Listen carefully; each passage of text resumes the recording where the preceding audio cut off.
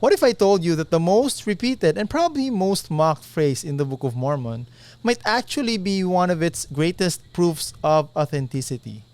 That's right, the phrase is, "and it came to pass."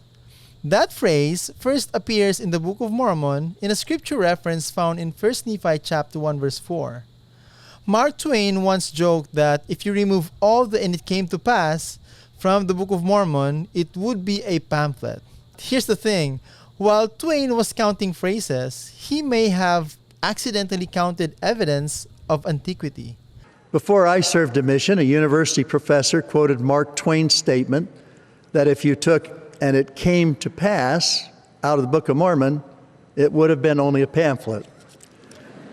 A few months later, while serving a mission in London, England, a distinguished Oxford-educated professor at the University of London, an Egyptian expert in Semitic languages, read the Book of Mormon, corresponded with the then president of the church, David O. McKay, and met with the missionaries. He informed them he was convinced the Book of Mormon was indeed a translation of the learning of the Jews and the language of the Egyptians for the periods described in the Book of Mormon. One example among many he used was the conjunctive phrase, "and it came to pass," which he said mirrored how he would translate phraseology used in ancient Semitic writings. The professor was informed that while his intellectual approach based on his profession had helped him, it was still essential to have a spiritual testimony. Through study and prayer, he gained a spiritual witness and was baptized.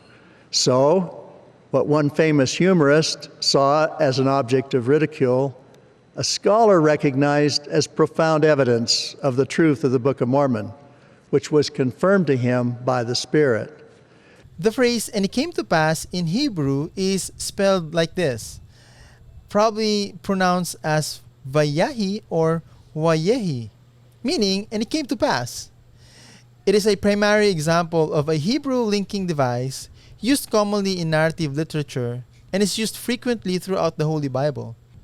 Thus, the "it came to pass" phrases give evidence of the authenticity of the Book of Mormon.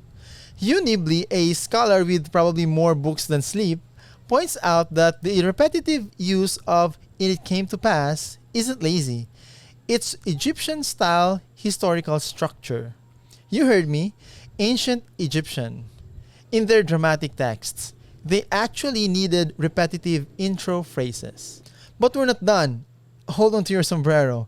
In Palenque, Mexico, a scholar named Linda Scheel, who was an expert in deciphering Mayan hieroglyphs, has interpreted this glyph as Uchi, or in English, "and it came to pass."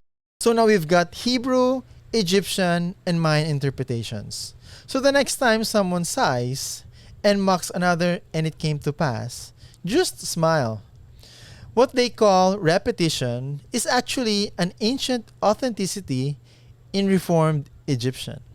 And honestly, if Joseph Smith had made the whole thing up, this phrase would have probably never come to pass.